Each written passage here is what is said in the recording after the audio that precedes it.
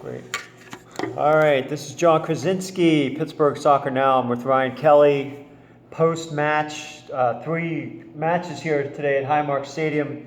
First, the girls, single A.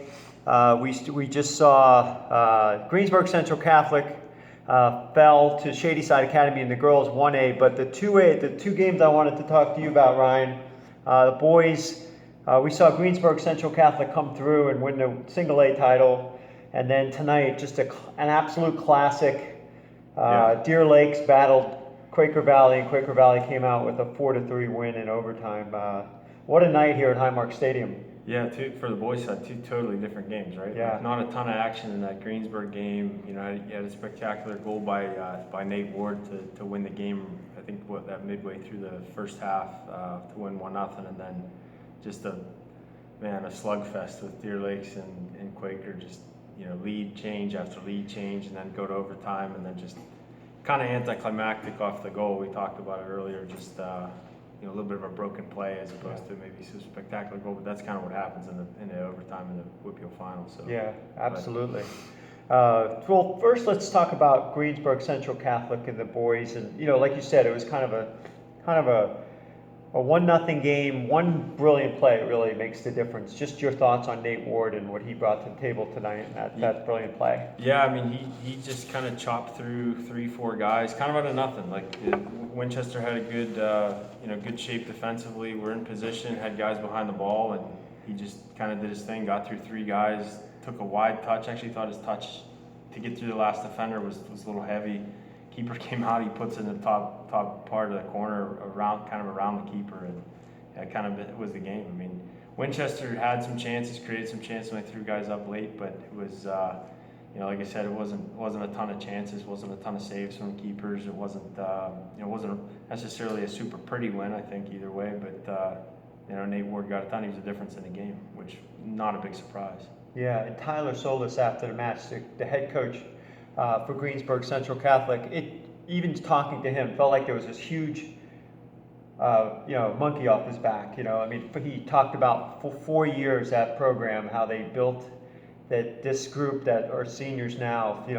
He had a lot of confidence in them. He knew that they could, if they build continuity with him as coach, that would make a difference. And you've had those experiences as well. I mean, it just sometimes it takes time to get that. Yeah, and you feel almost indebted to those players that you want to provide that championship for them. As a coach, like you said, there's a weight on his shoulders. Maybe that was part of it. He really thought he owed it to those guys to get him to this game and to win it, and they performed for him. And he, hats off to them. Congratulations to both Greensburg, and Quaker Valley and Cannon Mac last night. But that's a big relief. That's such a cool feeling, and congratulations to him and the team. But I think that the monkey on his back was maybe that burden of trying to provide that for your players. And you've spent that much time with your players, you want to be able to give them something like that. It's such a memorable experience, and good for them, and kudos to them, and good luck to them in the state playoffs moving forward. So yeah, so with what time we do have here, again, that was an instant classic. The second game, just to watch. Deer Lakes gets out in front early, very early in the match.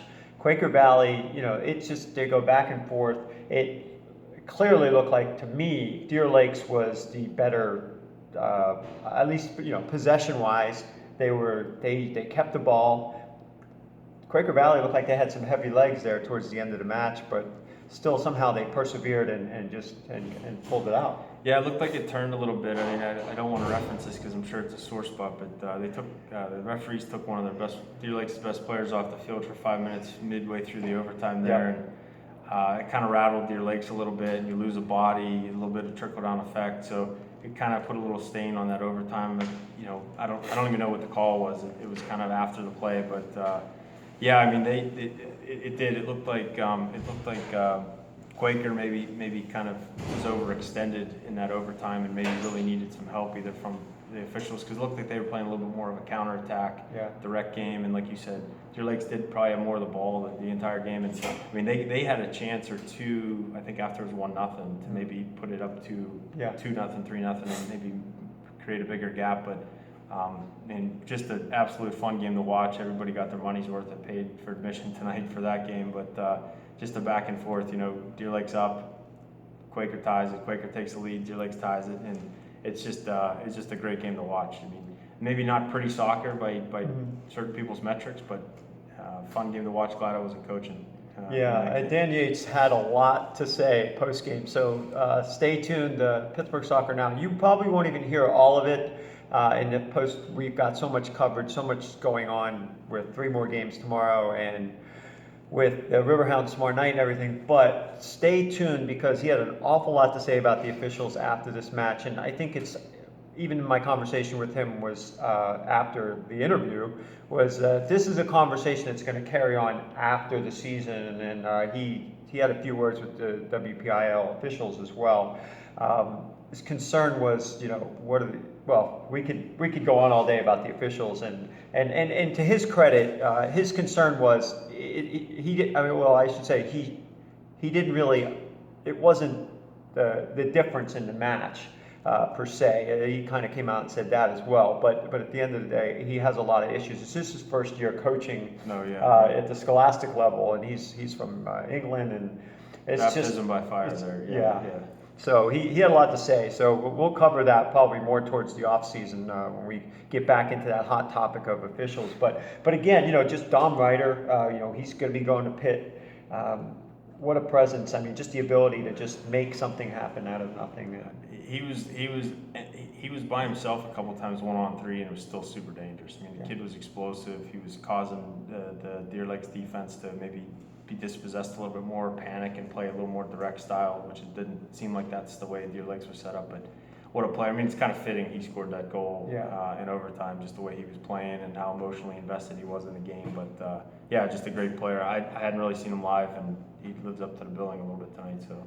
Yeah, and that was another team that 2 consecutive years having lost in overtime in the final, and Dom even said after the match he just was finally some redemption for him and his brother Fritz, who played him that ball, and he was raving about that ball. I think we were looking at the defenders not concerned, but my impression was this defenders kind of misplayed that ball a little bit, maybe.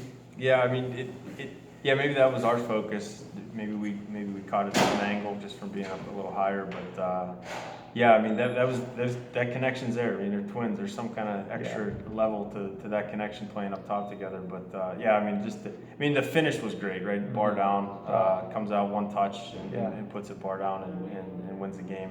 And the explosion of fans and run to the section. It's fun to watch. 2 overtime wins. And just the reaction of the team. It's great to see the joy in the kids' faces and the coaches. Sigh of relief. I caught Andrew Marshall after the game. He said we weren't losing this one after his 2 years. So with Shady Side. So happy for those guys, and congrats to Quaker, and congrats to Deer Lakes. They played a hell of a game and really showed why they deserve to be here. And wish them the best of luck in the state playoffs as well. I think hats off to those 3 teams in the 2A boys. Shady Side, Deer Lakes, and Quaker Valley have given us a lot of thrills the last 2 or 3 years, and it's more to come with the PIAA playoffs. So all 3 are in the PIAA. So really looking forward to seeing what transpires between them. So before we wrap up, just any final thoughts or highlights from today that stood out to you that we haven't covered, and maybe one quick little snippet preview on what to expect from West A Franklin tomorrow. Yeah, today I think one thing we didn't cover was kind of the transition of the weather kind of really played a factor in the game. The game turned for the Quaker Valley Deer Lakes game. When it gets that cold and the sun goes down, the turf changes. So it kind of changed the ability for Deer Lakes to kind of possess, and maybe it did suit a more direct style of play. Yeah. But in terms of play, I don't know that